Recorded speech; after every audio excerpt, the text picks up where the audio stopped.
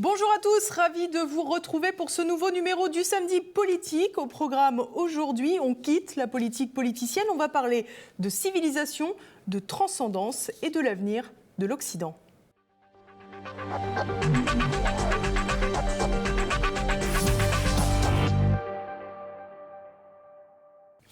Bonjour Henri Guénaud. Bonjour.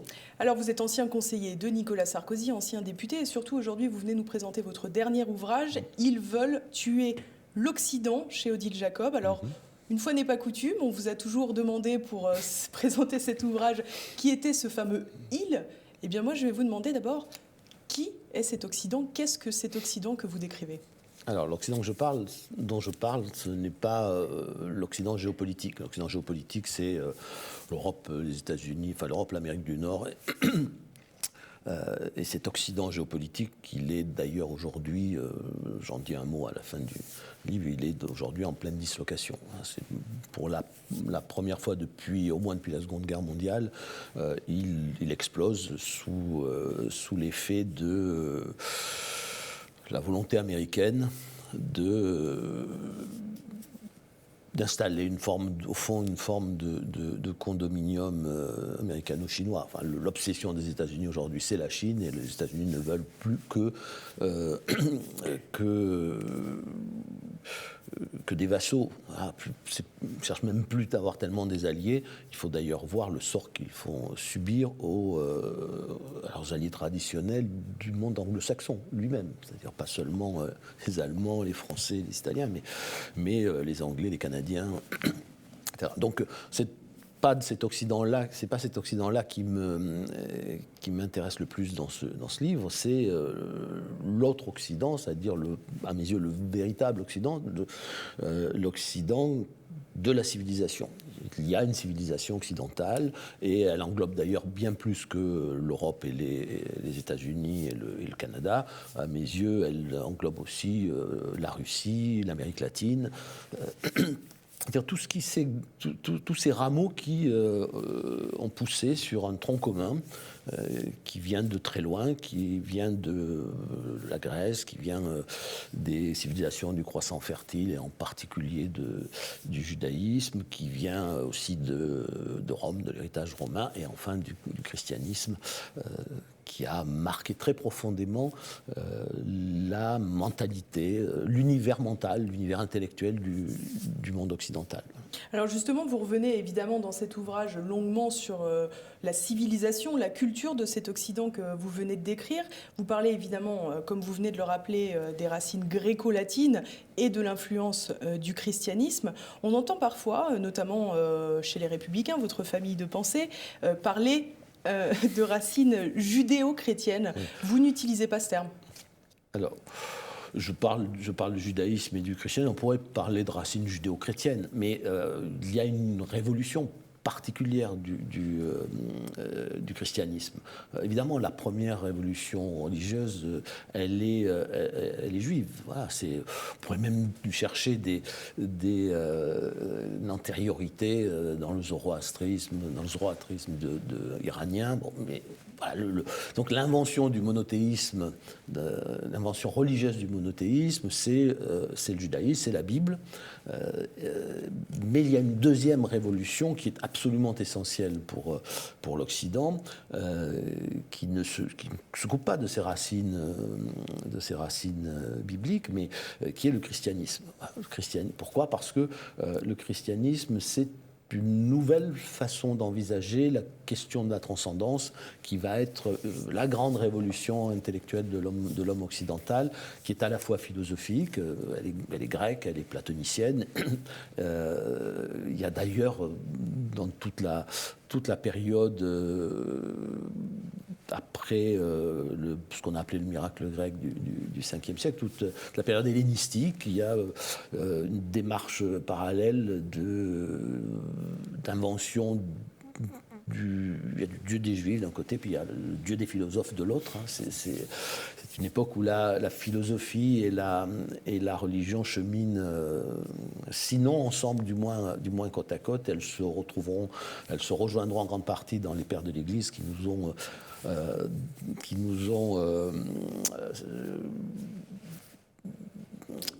dire, apporté, transmis l'héritage à la fois du christianisme et de toute la philosophie antique. Je pense en particulier quelqu'un qui pour moi a une très grande importance dans notre civilisation, qui est saint Augustin. Donc il faut bien comprendre que nous parlons toujours de la civilisation occidentale, de la civilisation européenne, mais que nous, au fond, nous disons assez rarement de quoi il s'agit. C'est-à-dire que pour pouvoir se battre pour conserver quelque chose, encore faut-il être conscient de ce que nous risquons de perdre. Et donc c'est ce que j'ai un peu essayé de faire. Je n'invente rien dans ce panorama de l'histoire de la civilisation européenne et occidentale, mais je crois qu'il était nécessaire de revenir sur cette question, sur la profondeur historique de cette civilisation et sur sa nature. Au fond, l'Occident, c'est une civilisation qui a donné sa chance à l'homme, qui l'a sorti du grand tout de la nature, ce qu'on appelait dans le philosophe, notamment les historiens des religions ont appelé d'un mot compliqué l'immanence. Voilà, c'est-à-dire que la nature, c'est Dieu, et l'homme est une petite partie de cette nature, une partie de ce grand macrocosme. C'est un microcosme dans le macrocosme, disent les spécialistes d'histoire des religions. Qui revient d'ailleurs, ce sera intéressant de s'interroger sur cette question, qui revient aujourd'hui dans une version quasi religieuse de l'écologie ou de l'écologisme, le retour du naturalisme. J'ai entendu il n'y a pas très longtemps une personnalité d'écologiste dire voilà, l'Occident, c'est l'erreur cartésienne, on coupe le corps et la tête, on coupe la tête du corps. Or, l'Occident, c'est pas on coupe la tête du corps, c'est on distingue la matière et l'esprit, on distingue le corps et l'esprit. C'est pas du tout la même chose, mais pour distinguer le corps et l'esprit, encore fallait-il inventer la transcendance, c'est-à-dire sortir Dieu de la nature, faire que Dieu soit au-delà de la nature. Et c'est ça la grande invention à la fois de la philosophie grecque et du monothéisme, puis du christianisme. Et le christianisme a apporté quelque chose de plus, c'est-à-dire qu'il a apporté à cette vision de la transcendance, cette idée qu'il existe au fond quelque chose de très important pour nous, qui n'est pas dans la nature, qui n'est pas la nature, mais qui est au-delà de la nature. Il a apporté à cette idée une limite qui est absolument salutaire, parce que dès lors qu'on donne à la transcendance une place sans limite, eh bien on tombe sur le risque de toute idée, d'ailleurs de toute croyance, c'est-à-dire en l'occurrence le risque d'une dérive qui nous mène vers l'abstraction pure, qui ne tient plus compte de l'ici-bas, pour reprendre une formule Saint-Augustin, c'est un peu le risque, c'est un peu celui de confondre la cité terrestre et la cité de Dieu. Et quand on veut faire rentrer la cité terrestre à tout prix dans la cité de Dieu, eh bien, on se prépare à de grands malheurs, comme pour prendre la version philosophique de ce problème, lorsqu'on veut faire rentrer l'ici-bas dans l'idée pure, eh bien, dans l'abstraction pure, on se prépare aussi à de grands malheurs, à de grandes souffrances. Et mon objectif, c'était de montrer d'abord à quel point toutes ces choses qui nous paraissent extrêmement éloignées de nos préoccupations quotidiennes, de notre vie quotidienne, de nos difficultés, de nos souffrances, de nos façons d'être, de vivre, de réagir, sont en réalité très prégnantes et ont une très grande importance, même si nous ne le savons pas toujours, même si nous avons, pour beaucoup d'entre nous, renvoyé tout cela dans l'inconscient. Mais cet inconscient, il est très important d'aller de temps en temps fouiller à l'intérieur, parce que la prise de conscience de ce qui est important est absolument nécessaire pour pouvoir éviter les dérives inconscientes, justement, celles qui nous amènent inconsciemment vers les grands malheurs de l'histoire. Alors justement, en vous lisant, donc vous revenez sur les fondamentaux de la civilisation occidentale, du moins que vous appelez occidentale, et m'est apparu un élément, un détail qui m'a semblé également signifiant. Vous reprenez dans une citation l'âme slave, et je me suis fait la réflexion, on parle souvent d'âme slave, et on ne parle pas d'âme occidentale, on ne parle pas d'âme européenne. Comment vous expliquez cela, alors que précisément les Slaves sont ceux qui ont vécu la période totalitaire la plus proche de nous ? Alors, d'abord, faut bien comprendre que dans le monde slave, il y a un conflit, plusieurs fois séculaire désormais, entre l'occidentalisme et le slavophilisme. Le slavophilisme, dont la figure...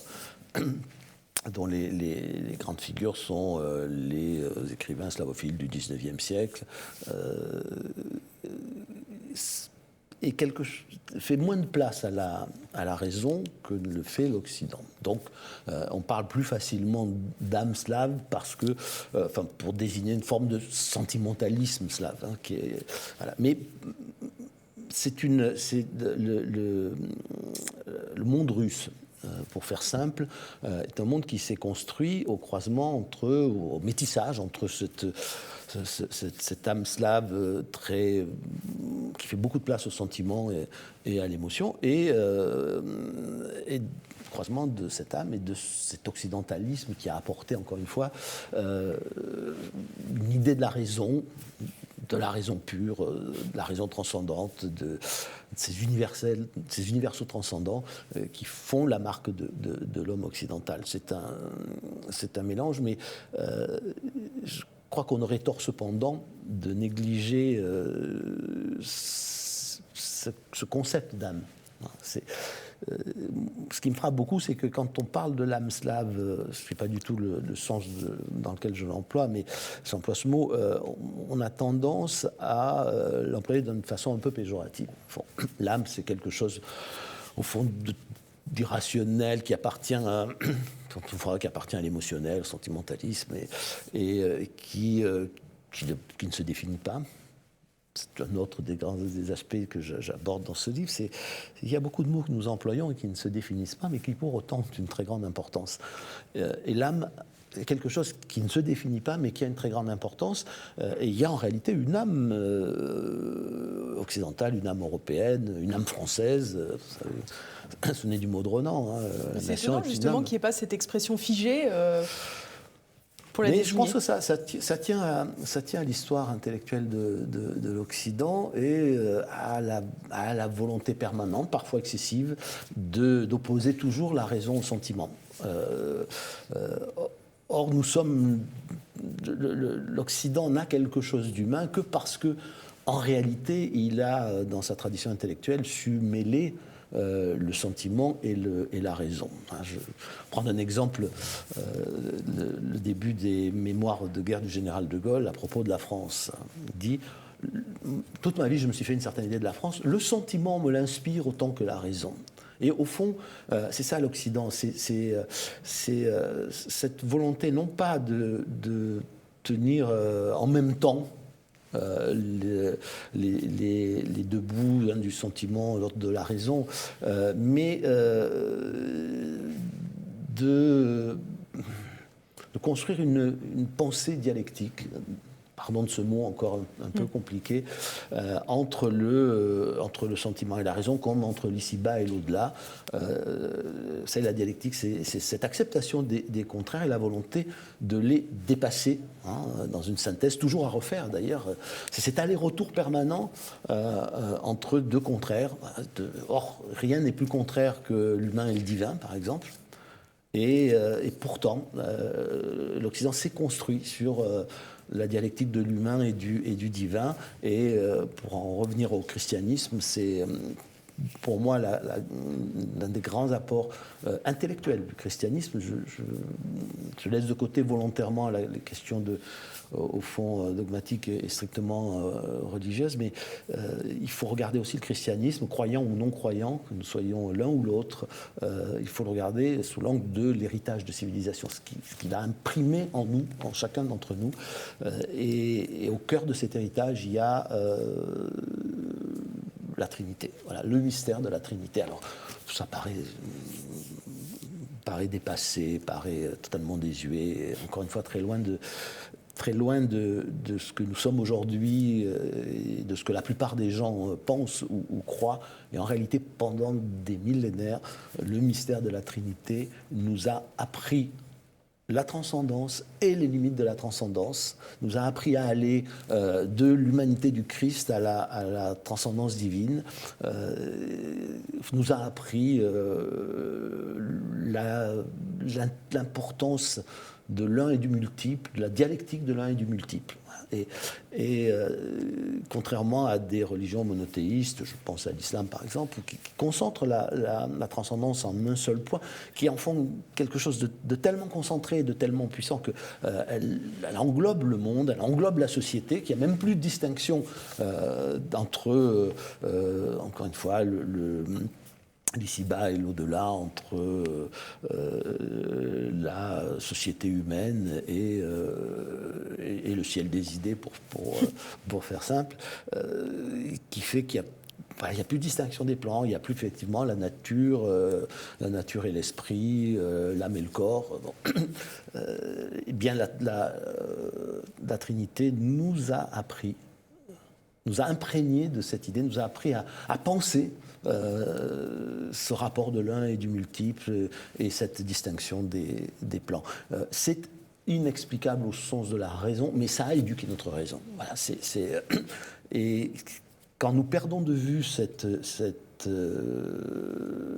enseignement, cette leçon, eh bien, nous prenons un très mauvais chemin. Voilà, c'est-à-dire que derrière la transcendance, il y a l'universalisme, par exemple.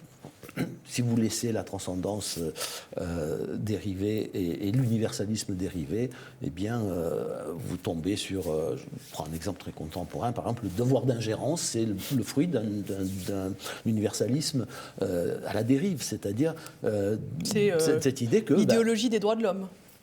Oui, mais c'est plus que l'idéologie. D'abord, c'est devenu la religion des droits de l'homme, mais une religion qui justement n'est plus du tout fondée sur cette dialectique de l'un et du multiple, sur la distinction entre l'ici-bas et l'au-delà, mais qui est devenue presque totalitaire, c'est-à-dire qui justifie la guerre parce que nous savons mieux que n'importe qui ce qui est bon pour l'autre, et parce que, au fond, pour assurer le salut de l'autre, même si lui n'est pas conscient de ce qu'est la voie de son salut, nous sommes prêts à lui faire la guerre et à le tuer. Vous savez, c'est ce qui s'est produit en Libye. Alors, je vais revenir sur la Libye un instant, mais c'est ce qui s'est produit au moment de la terreur, la liberté ou la mort, par exemple. Si la liberté, c'est plus que tout, alors on peut tuer. C'est ce que Camus décrit dans Caligula. Vous savez, dans le début de Caligula, où il vient de perdre sa sœur, il est très triste, et quelqu'un vient lui dire, un conseiller vient lui dire, César, j'ai quelque chose de très important à te dire, moi je pleure ma sœur, laisse-moi tranquille. Et oui, c'est très important, César. Alors, César, un peu agacé, dit non, j'ai quelque chose de toute façon de plus important que tout. Il dit non, son conseiller dit, César, je te parlais du trésor. Et le trésor, c'est plus important que tout. Bon. Dit bon, très bien, dit Caligula. Alors j'ai une idée. Puisque c'est plus important que tout, bien, on va obliger tous les citoyens de l'Empire à établir un testament en faveur de l'État. Puis comme il faut de l'argent régulièrement, on en tirera au sort chaque année un certain nombre, on les exécutera. Le conseiller est assez effaré. Et Caligula lui dit, mais tu m'as bien dit que le trésor c'était plus important que tout, donc plus important que la vie humaine. Et il lui dit, vous allez voir, maintenant nous allons vivre selon la logique, vous allez voir ce que cela va vous coûter. Voilà. C'est un exemple où on pousse le raisonnement jusqu'au bout. Au fond, il n'y a rien de plus innocent que la logique, il n'y a rien de plus normal, jusqu'à un certain point. Voilà. Et quand on dépasse ce point, eh bien, tous les meurtres, tous les crimes, toutes les horreurs sont permises. Alors, pour en revenir à votre question, malicieuse sur la Libye, la Libye, c'est un cas très particulier. On peut, avec le recul, effectivement, constater que tout ça a débouché sur un grand chaos. Mais moi, j'ai assisté à la genèse de cette intervention. Vous savez, quand vous êtes mis en face de l'opposition libyenne, qui était constituée de gens, il faut le reconnaître, très raisonnables, démocrates, mais vraiment des gens qui n'avaient pas qui ont d'ailleurs disparu de la circulation pour la plupart ensuite, hein, qui n'avaient pas d'intérêt particulier, qui n'étaient pas, n'avaient pas de soif du pouvoir. Bon. Il y a 1 million de personnes. Il veut massacrer tout le monde. Donc, nous savions qu'effectivement, il a encerclé la ville, et deuxièmement, qu'il avait l'intention de massacrer. L'aurait-il fait ou pas? En tout cas, il en avait l'intention, et c'était très probable. Bon. Eh bien, à ce moment-là, le président de la République se trouve tout seul face à sa conscience. Est-ce que vous intervenez pour sauver les habitants de Benghazi, 1 million d'habitants, quoi, ou est-ce que vous n'intervenez pas pour des raisons d'ordre géopolitique parfaitement légitimes aussi? Vous vous trouvez là devant quelque chose dont nous sommes en train de perdre la signification et ce qui me paraît très grave. Vous vous trouvez là dans l'instant tragique, c'est-à-dire dans le moment où vous avez à peser entre deux légitimités, deux positions également légitimes. C'est la première, c'est est-ce que les conséquences géopolitiques peuvent être dramatiques, et la deuxième, c'est est-ce que j'ai le droit de laisser mourir 1 million de personnes, alors que je sais très bien que si moi je ne fais rien, ils ont de fortes chances d'être massacrés. Et là, le président de la République, quel qu'il soit, se trouve dans ces moments-là seul face à sa conscience. Qui peut trancher ce cas de conscience? Je pense qu'il faut que nous arrêtions d'expulser le cas de conscience de la vie de nos sociétés, pas seulement de la politique aussi. Mais il y a une fuite aujourd'hui, une négation du cas de conscience. Or, la civilisation occidentale, elle est fondée sur la dimension tragique de la vie et sur le cas de conscience. Si vous remplacez le cas de conscience par la bonne conscience, vous allez à la catastrophe. Vous savez, c'est l'histoire de... Il y a un très joli titre de Bernanos, c'est un de ses livres qui s'appelle « La grande peur des bien-pensants ». Voilà. Les bien-pensants, ce sont les bonnes consciences. Les conséquences ne sont jamais importantes, il n'y a jamais de cas tragique. Alors aujourd'hui, on s'en tire en fuyant devant la décision. D'ailleurs, on demande aux experts de trancher. On vous dit c'est scientifique, c'est économique, c'est juridique, c'est ou c'est l'universalisme indiscutable devant lequel on n'a qu'à se prosterner. Mais au fond, moi, le décideur, je n'y suis pour rien. Je n'ai jamais de cas de conscience. Eh bien, moi, je préfère quand même être gouverné par le cas de conscience que par la bonne conscience. Voilà. Et c'est exactement ce qui s'est passé en Libye. Maintenant, on peut refaire toute l'histoire et penser que, au fond, ça a été une erreur géopolitique et une erreur stratégique, mais il n'empêche qu'il ne faut pas relire toute cette histoire en expulsant le cas de conscience. Voilà, c'est quelque chose d'absolument... Enfin, c'est une leçon morale absolument essentielle. Je rajoute que en Libye, encore une fois, ce n'était pas la religion des droits de l'homme. Hein, c'était est-ce qu'on va laisser massacrer 1 million de personnes, oui ou non. Voilà, et si on n'avait pas abandonné la Libye à son sort... Si je peux me permettre, c'est toujours l'argument. On l'utilise aussi en Syrie en expliquant que Bachar el-Assad utilise des armes chimiques et on voit plus tard que la réalité est un peu plus compliquée. Les troupes de Kadhafi étaient effectivement autour de Benghazi.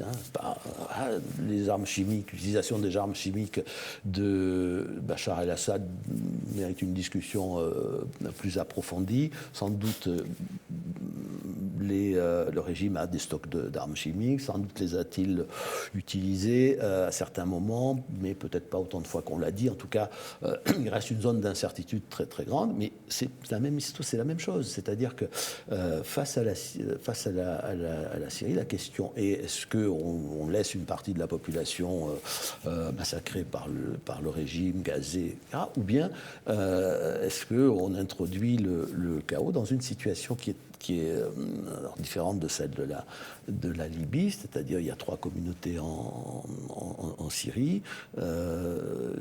C'est une minorité qui gouverne, qui est d'inspiration cousine du chiisme, et puis il y a les sunnites qui représentent la majorité, et les chrétiens qui représentent la troisième composante. Et on sait très bien que si on enlève le pouvoir à l'un pour le donner à l'autre, l'autre massacrera autant le premier, ou en tout cas l'opprimera autant. Donc il n'y a pas de réponse là non plus de bonne conscience démocratique. C'est qu'on ne sait pas comment faire marcher notre démocratie dans un contexte où les minorités s'affrontent, ou les majorités. Faire passer le pouvoir à la majorité ne résout pas le problème, notamment le problème des droits de l'homme et de la liberté dans un contexte pareil. Donc, mais c'est la même chose, c'est-à-dire que vous êtes confronté à un instant tragique, et on peut ensuite discuter de la façon dont on l'a tranché, mais l'éliminer est catastrophique.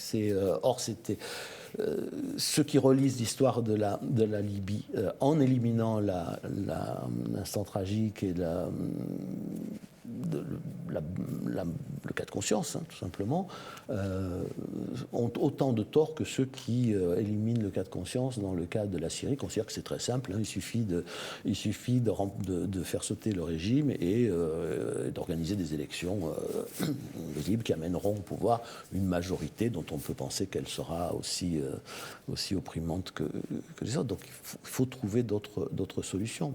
Et le problème se pose dans tous les cas. Il s'est posé pour l'Irak. Bon, voilà, voilà, vouloir. Le général de Gaulle disait, non, c'est pas le général de Gaulle, c'est Régis Debray parlant du général de Gaulle, disait l'homme d'État est celui qui veut les conséquences de ce qu'il veut. A-t-on encore beaucoup d'hommes d'État qui veulent les conséquences de ce qu'ils veulent? Sont-ils capables de voir les conséquences de ce qu'ils veulent? Oui, mais on n'est jamais certain, dans les cas que je viens de citer, on n'est jamais certain des conséquences. Mais l'homme d'État a le devoir de les peser, en sachant qu'il est très rare que la situation soit une situation dans laquelle il y a le bien d'un côté, le mal de l'autre, dans laquelle il y a le juste et l'injuste parfaitement identifiables, le vrai et le faux parfaitement identifiables. Si la politique existe, et si la liberté de l'homme a un sens, c'est parce que entre le bien et le mal, le vrai et le faux, le juste et l'injuste, il y a une zone grise où nous sommes seuls face à notre conscience, face à notre cas de conscience.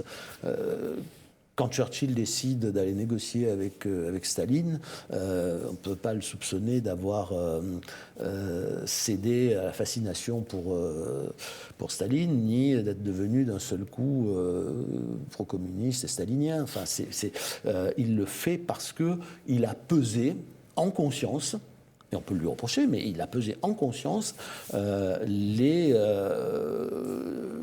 conséquences de l'alliance et de la non-alliance. C'est un arbitrage. Oui, mais c'est un arbitrage tragique. C'est-à-dire que c'est un arbitrage qui ne trouve de réponse dans aucun catéchisme. Et donc la crise de l'Occident aujourd'hui, c'est qu'elle est envahie par les catéchismes, parce que, au fond, tout le monde fuit la décision, fuit le cas de conscience. Or, le cas de conscience et l'absence de catéchisme, c'est aussi la condition de la liberté humaine. Le catéchisme, c'est fait pour faciliter la vie du croyant ou du pratiquant. Voilà, il n'y a pas de cas de conscience, il y a la réponse toute faite. Mais si vous prenez l'Évangile, ce n'est pas le catéchisme. L'Évangile, ça vous renvoie à votre propre conscience. À vous de décider. Mais de décider dans la douleur, dans la souffrance, parfois, entre des solutions qui ne peuvent pas être caractérisées très, très simplement ou rangées très simplement dans le bien ou dans le mal. C'est cette espèce de manichéisme, tout est noir ou tout est blanc, est une catastrophe. Parce que c'est vraiment la rançon, la dimension tragique de l'histoire, la conscience du tragique, c'est la condition de la liberté de l'homme. La liberté que s'est octroyée l'homme occidental, c'est-à-dire la liberté d'écrire sa propre histoire dans l'angoisse du choix. parce que la civilisation de l'Occident, c'est à la fois celle, encore une fois, de la transcendance, de l'universalité, et celle de l'histoire, c'est-à-dire d'une histoire que personne n'écrit à la place de chacun. Donc chacun est au fond responsable. Alors bien sûr, il y a la grâce de Dieu qui vous éclaire, mais n'empêche, l'homme au fond est responsable de lui-même, il est responsable de ses actes et des conséquences de ses actes. Mais ça suppose qu'on accepte l'idée du tragique, qu'on ne se réfugie pas derrière des réponses toutes faites, des catéchismes. Alors, le catéchisme revient, le catéchisme du droit, le catéchisme de l'économie, le catéchisme de la science. Vous voyez, la science, c'est très parlant. On dit c'est scientifique. Vous allez sur les plateaux de télé, on dit voilà, la solution. C'est prouvé scientifiquement. C'est prouvé scientifiquement. Bon, mais ça, vous construisez une centrale nucléaire. Bon, vous pouvez vous dire, scientifiquement, il y a 1 million de chances pour qu'une succession d'accidents entraîne une catastrophe. On vous dit 1 million de chances sur 100, c'est 1 million. Au fond, pas la peine de prévoir, prendre beaucoup de précautions, ça n'a aucune chance d'arriver, voilà, pratiquement aucune. Mais si vous pensez à ce qui peut se produire si cela arrive, si cet enchaînement d'accidents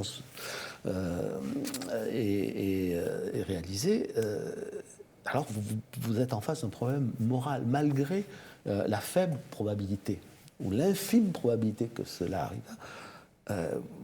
Vous ne pouvez pas vous en remettre au seul calcul des probabilités. Voilà. Vous êtes bien en face de votre conscience, parce que si ça arrive, c'est un désastre absolu. Et ça, c'est en train d'empoisonner la vie de l'Occident aujourd'hui. Quand c'est pas scientifique, c'est économique. On a oublié une chose, c'est que la science, ça n'est pas la vérité. Ce n'est pas justement la vérité transcendante, vraie, dans le ciel des idées. C'est une méthode pour approcher la vérité en sachant que nous ne l'atteindrons jamais. Voilà. Et la science, c'est ce qui est réfutable. C'est une vérité toujours remise en cause, parce qu'on sait que nous n'atteindrons jamais la vérité vraie. Mais l'Occident s'est créé ainsi toute une série d'idéaux vers lesquels il s'efforce de tendre. Ça lui a fait accomplir des choses extraordinaires. Voilà. C'est une civilisation qui a une puissance créatrice considérable. Le risque, c'est de confondre l'idéal encore une fois, avec la réalité d'ici-bas.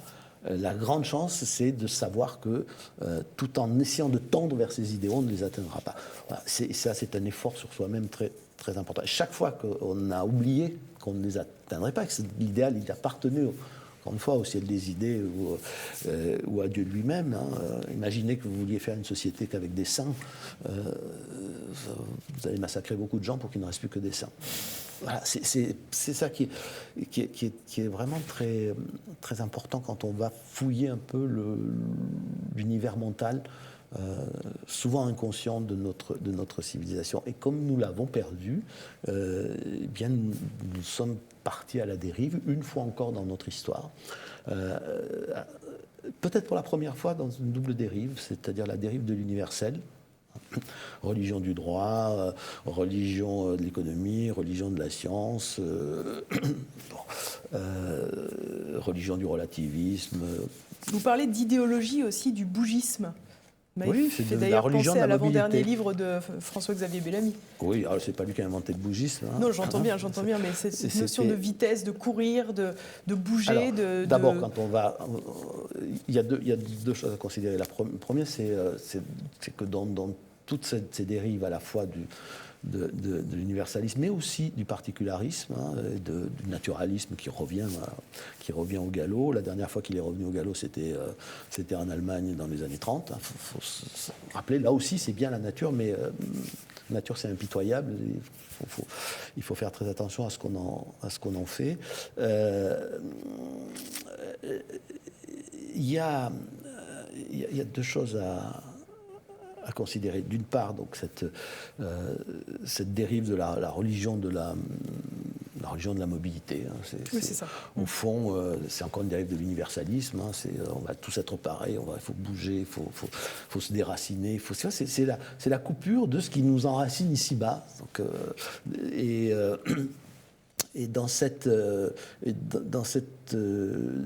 dérive, il y en a une seconde qui lui est corrélative, c'est que entre le particularisme d'un côté, qui nous conduit non pas à l'individualisme, parce que personne ne peut vivre seul au monde, mais qui nous conduit aux tribus, et puis l'universalisme qui efface les frontières, les cultures, les identités. On écrase tout ce qu'il y a entre les deux, c'est-à-dire tout ce qui nous enracine réellement. Donc la nation, la famille, la culture, la civilisation. Et c'est extraordinaire comme cette religion de la mobilité, qui est en réalité très, très intéressante, parce que c'est le retour du nomade. C'est extraordinaire. Et là encore, un peu d'histoire et de réflexion sur le passé des civilisations nous rappellerait que la guerre éternelle entre le nomade et le sédentaire peut se réveiller à n'importe quel moment, et qu'en tout cas, il y a une incompatibilité absolue à la coexistence des deux. Voilà, et la civilisation, c'est le sédentaire. C'est celui qui s'arrête, qui construit, qui organise le paysage, les institutions, qui cultive la terre.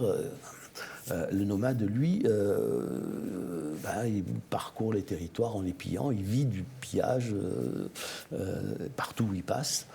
Et évidemment, il entre en conflit avec les sédentaires.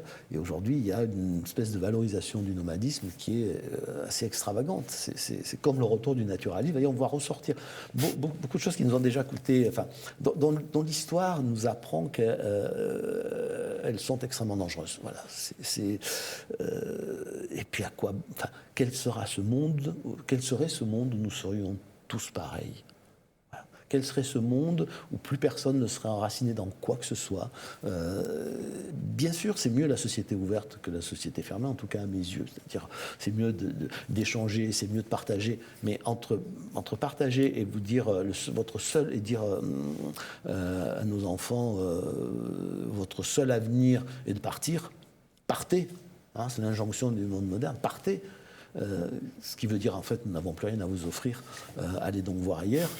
Il y a quand même il y a un gouffre entre voir le monde. Vous parlez également dans cet ouvrage de mondialisation sacrificielle. Oui, parce que tout ça se tient d'ailleurs se tient avec tout ce qu'on vient dont on vient d'évoquer un peu en désordre, mais ça fait partie de ces nouvelles religions. C'est le paradoxe de notre époque et de l'Occident d'aujourd'hui. C'est pas pareil ailleurs, mais chez nous, autant les vraies religions, la vraie religiosité, celle qui est dans la quête de Dieu et d'une vision à travers Dieu du bien et du mal et de l'espérance. Alors que ces vraies religions se dessèchent, en tout cas se rétrécissent. On voit naître, on voit éclore une quantité de religions nouvelles qui n'auraient pas lieu d'être des religions. J'y reviens, c'est encore une fois la religion des droits de l'homme, ou la religion du droit, la religion du droit unique, qui fait que le droit se suffira à lui-même, il serait une transcendance presque divine, et dont les grands prêtres seraient les juristes. Mais oui, ça a des conséquences très concrètes, ça paraît très loin, mais quand vous voyez un organisme qui gravite dans l'orbite de l'Union européenne, dont la devise c'est la démocratie par le droit, et non plus le droit par la démocratie. C'est-à-dire que le droit privé d'une recherche, d'une quête de légitimité, le droit qui se suffit à lui-même, qui est légitime en lui-même, qui est encore une fois universel transcendant. Oui, cette nouvelle religion, vous ne pouvez que vous prosterner. Là aussi, donc il n'y a plus de conflit tragique. Il y a plus, par exemple, entre la sécurité et la liberté, il peut y avoir des moments où il faut aménager la liberté parce que sinon vous mettez en danger votre population. C'est le débat qu'on a eu sur l'état d'urgence, par exemple. Bon, alors, ça ne veut pas dire qu'il faut jeter l'état de droit à la poubelle, mais ça veut dire que la question, encore une fois, de ses limites, de son adaptation à certaines circonstances, elle est posée dans beaucoup de situations, et que ne pas se la poser est une faute très grave. Hein. C'est une faute morale, une faute intégrée, une faute politique, et qui a des conséquences, qui peut avoir des conséquences très, très, très graves sur la vie, tout simplement, des citoyens. Mais alors plus précisément, sur cette idée de mondialisation sacrificielle, parce que finalement, on a l'impression que mondialisation, ce sont des acteurs, et les sacrifiés, ce ne sont pas les mêmes. Alors, c'est l'histoire, encore une fois, de toutes ces religions nouvelles, hein, celle du droit, celle de l'économie, celle de la science. Il y a une religion de la mondialisation, hein, dans laquelle vous n'avez qu'à vous prosterner. C'est un idéal en soi qui descend sur la terre parmi les hommes réels, dans lequel on veut faire entrer de toute force le monde. Mondialisation, c'est un monde sans frontières, sans frottement, tout est fluide, tout circule, tout est mobile. Il n'y a plus aucun obstacle au grand marché mondial et à la constitution d'une humanité homogène. C'est la première dimension de cette mondialisation, et on veut faire rentrer le monde à l'intérieur de cette mondialisation en oubliant qu'il existe des hommes réels sur Terre, et qu'ils ont des attachements, des racines, des cultures, des langues, des façons de voir le monde, de vivre qui sont différentes, qu'il existe des États, des nations, des familles, qu'il existe des démocraties aussi qui ont besoin d'avoir des frontières, dire la souveraineté du peuple, c'est bien, mais quel peuple? Quand vous dites, je crois que je l'ai dit quelque part, vous dites citoyen de l'humanité, vous êtes citoyen de nulle part. Parce que qui va défendre vos droits? Et quels sont ces droits? Qui ne sont pas forcément regardés de la même façon d'un pays à l'autre, d'un continent à l'autre. Regardez, aux États-Unis, on considère qu'interdire le port de la burqa, c'est une atteinte à aux libertés fondamentales. En France, on considère que c'est préserver les libertés fondamentales. Aux États-Unis, poursuivre des sectes, c'est une atteinte aux libertés fondamentales. En France, on considère que poursuivre les sectes, c'est une façon de préserver les libertés fondamentales. Donc, même dans deux démocraties aussi proches, et au sein d'une même civilisation, il y a des différences qui sont très importantes. La mondialisation, c'est une des dérives de l'universalisme, c'est aussi une des dérives du naturalisme. Hein, c'est cette idée que la loi du marché est une loi de la nature. Voilà. C'est une loi de la nature, donc vous n'y pouvez rien. Hein, vous n'y pouvez rien, puisque c'est une loi de la nature. Que pouvez-vous faire contre les lois de la nature? Rien. Hein, après tout, vous vivez, vous vieillissez, vous mourrez. C'est une loi de la nature, vous n'y pouvez rien. Hein, les stoïciens diraient que ça fait partie de ces choses sur lesquelles on ne peut rien, qu'on doit par conséquent accepter parce qu'elles dépassent la volonté humaine. Et donc on a un double peine, si j'ose dire, doublement sacrificiel. C'est faire rentrer le monde à tout prix dans un monde idéal qui n'est pas celui d'ici-bas. C'est d'ailleurs ce que fait aussi l'Europe, hein. En effaçant de force tout ce qui empêche, tout ce qui ne correspond pas à cette idée pure et à cet idéal, et de l'autre se soumettre, se résigner au fond à ce grand sacrifice, parce que c'est la nature qui l'exige, mais la nature, encore une fois, elle n'est pas gentille du tout. Hein, mais oui, la nature, elle est impitoyable, elle n'est pas morale, ni morale ni immorale. Dans la nature, le faible, il est écrasé par le fort, et dans la civilisation, le faible, il est défendu contre le fort. Voilà, dans la civilisation, on protège l'enfant. Dans la nature, je vous vois faire exprimer un certain scepticisme, mais en tout cas, c'est le fond de la civilisation. On protège le faible, et l'enfant, quand même, on le protège. Les parents doivent le protéger, l'État doit le protéger. Il arrive que la civilisation manque à ses devoirs, mais c'est quand même le propre de la civilisation. Dans la nature, l'enfant, s'il survit, tant mieux, s'il meurt, tant pis. Voilà, il n'y a aucune obligation pour la nature à protéger le faible, le vulnérable. Et donc en faire un modèle est quand même très dangereux. C'est ce que nous sommes en train de faire. Et pour ça, il faut éliminer l'homme de la pensée, du modèle, de l'idéal qu'on veut atteindre. Dans ces modèles de pensée, il n'y a plus les hommes qui souffrent, qui ont des sentiments, des émotions, des intérêts aussi, des idées, des solidarités. L'homme n'est plus là. Il n'y a plus que de la marchandise. L'homme devient une marchandise dont on peut faire ce qu'on veut, qu'on peut soumettre à toutes les contraintes.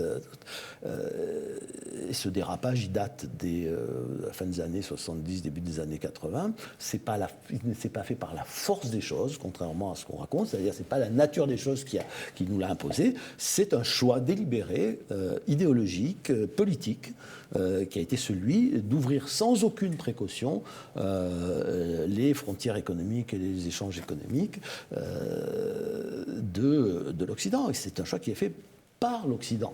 Alors, pas comme une entité politique unique, mais c'est un choix qui a convergé. C'est l'idéologie à cette époque-là, la dérive de l'idéologie et de la politique en Occident qui a fait que finalement, tous les pays occidentaux se sont ralliés à cette idée et ont largement ouvert leurs frontières. Des idéologues expliquaient d'ailleurs que, au fond, oui, ça allait sans doute faire un peu souffrir les sociétés occidentales, puisqu'elles étaient plus développées, plus protégées. Il y avait, depuis la Seconde Guerre mondiale, les protections sociales, la sécurité sociale, l'État-providence, droit du travail, mais que très vite ça allait se rééquilibrer, loi de la nature. Voilà, vous verrez, les salaires monteront, il y aura des syndicats dans les autres pays, les salaires monteront, et puis les conditions de la concurrence seront rétablies. C'est d'ailleurs une très vieille histoire et un très vieux débat qui date des débuts de la pensée économique, déjà. Malthus contre Jean-Baptiste Say au début du XIXe siècle. C'est après les guerres de la Révolution et de l'Empire. Jean-Baptiste Say, grand économiste par ailleurs, mais il dit bon, c'est pas très. Il y a une grande crise de débouchés, mais les crises, elles peuvent. Déjà, il pensait qu'elles ne pouvaient pas arriver, mais elles arrivent quand même, parce qu'il faut reconvertir tous les appareils économiques. On passe d'une situation de guerre qui a duré très longtemps à une situation de paix. Et il y a une crise. Il dit bon, c'est vrai, mais ça va pas durer, ça va se réaménager, se réordonner très vite. Et Malthus lui répond, ça va prendre combien de temps 10 ans. Mais 10 ans dans une vie, c'est long. Eh bien, nous, ça fait 40 ans. Voilà. Ça fait 40 ans qu'on a créé cette situation. 40 ans de sacrifices, de souffrance pour les sociétés occidentales. Social, économique, mais aussi, on voit bien, parce que derrière tout ça, il y a aussi la question identitaire. Ça a créé une insécurité sociale, économique, culturelle, dont les sociétés occidentales souffrent. Elles n'ont d'ailleurs aucun moyen de s'adapter, comme on le dit toujours, à cette situation, parce que c'est le nouveau mot, hein, il faut s'adapter, encore une fois, il faut s'adapter aux lois de la nature, que voulez-vous. Mais l'adaptation, c'est le contraire, d'abord c'est le contraire de la politique, c'est le contraire de la liberté humaine, de la volonté humaine. Donc pendant des décennies, les sociétés occidentales ont souffert partout. Hein, même aux États-Unis. Parce que qu'est-ce donc que l'émergence du trumpisme aux États-Unis, sinon le cri de souffrance d'une partie de l'Amérique profonde qui n'en peut plus et qui n'en veut plus. Et pourtant, c'est un pays qui se protège plus que les autres. Voilà. Alors imaginez en Europe, l'Europe qui est ouverte à tous les vents et auquel on explique tous les jours aux gens que c'est parce qu'ils ne comprennent pas bien l'économie, c'est parce qu'ils refusent de s'adapter aux conditions du nouveau monde. Voilà, qu'il faut qu'il s'y fasse. Mais 40 ans. Et quand vous regardez l'état du monde, vous dites c'est pas fini. C'est-à-dire que avant, même si un jour ça devait se rééquilibrer, avant que cela arrive, il y en a pour combien 20 ans, 30 ans, encore 40 ans. Et le jour où les gens en ont assez de cette souffrance qui est sans fin, eh bien, c'est la violence qui prend le dessus. C'est amusant parce que vous parlez très souvent de ce naturalisme, de cette résurgence d'ensauvagement également, mais finalement, on a l'impression également que, vous évoquiez tout à l'heure l'instinct de puissance de l'Occident, des populations occidentales, on a l'impression que finalement c'est un peu paradoxal quelque part, puisque on pourrait se dire également que c'est précisément cet instinct de puissance qui s'est délité au fil des dernières années, au fil de l'évolution de nos sociétés, avec ce sans-frontiérisme que vous venez d'évoquer. Et on comprend assez mal dans ce cas pourquoi vous déplorez autant cette espèce de retour à la nature que vous décrivez extrêmement violemment, mais pas pour ses atours positifs, pour ses atours d'instinct de vie, j'allais dire, avant même d'instinct de puissance. Alors, l'instinct, c'est en chacun d'entre nous. Voilà. Mais la civilisation, c'est une domestication des instincts. Hein, c'est une sorte de digue que l'on pose face aux instincts, parce que si vous laissez l'instinct libre de toute contrainte, vous renvoyez l'homme à sa condition de sauvage, voilà, à sa condition. Il faudrait peut-être distinguer une forme de débestialisation d'une domestication. Domestication, l'homme n'est jamais débestialisé. La nature de l'homme ne change pas. Donc tout ce que vous pouvez faire, c'est avec la culture, avec la civilisation, canaliser cette violence, cette bestialité qui est dans l'homme. Et que la grande erreur récurrente dans l'histoire, c'est de s'imaginer que la nature de l'homme change et que, au fond, la bête ne ressortira plus jamais, la violence ne s'exprimera plus jamais. Or, ça n'est pas vrai. C'est-à-dire que chaque fois que vous détruisez ce qu'il y a de civilisé dans l'homme, chaque fois que vous affaiblissez la civilisation, chaque fois que vous déchirez une société, que vous la divisez, eh bien, c'est la violence qui ressort.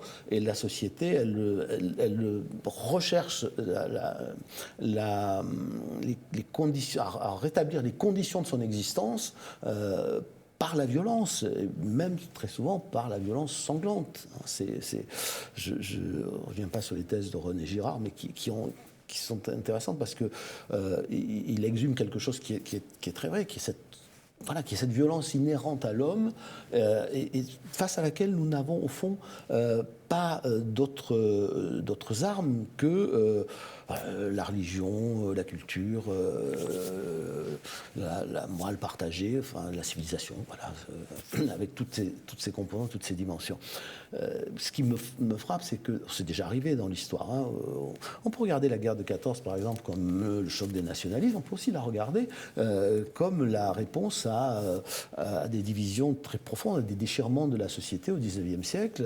La lutte des classes, le prolétariat, les nationalités contre les empires qui les maintenaient maintenaient dans ce qu'on appelait les prisons des prisons des peuples, etc. Bon, il y a l'émergence de nouvelles classes, la classe dirigeante ancienne contre les nouvelles classes dirigeantes. Bref, des déchirures qui sont très importantes. Et c'est d'ailleurs intéressant parce que c'est l'époque où on se dit, au fond, la guerre n'arrivera plus. Elle n'arrivera plus parce que l'économie va tout régler, le commerce, on se battra à travers la concurrence, à travers le commerce, à travers l'économie, mais plus du tout, on ne fera plus de guerre. Stéphane Zweig le dit très bien dans Le Monde d'avant, il parle de ses parents, de ses grands-parents, et on est à quelques décennies quand ses grands-parents ou ses parents pensent que la guerre n'arrivera plus jamais, on est de la plus grande boucherie de l'histoire. Et qu'est-ce qui se passe dans les tranchées? Dans les tranchées, c'est la reconstitution de l'unité de la société. Voilà, c'est ce que décrit très bien La Grande Illusion de Renoir, ce film magnifique. Mais ça ne marche pas parce que ensuite on détruit la société allemande et puis il y a la grande crise des années 30 parce que on a lâché la bride aux instincts, là aussi, les instincts économiques, l'instinct de luxe, etc. C'est une période de spéculation terrifiante des années 20 qui débouche sur une crise terrifiante qui va abîmer beaucoup les sociétés. Et puis il y a le malheur au vaincu.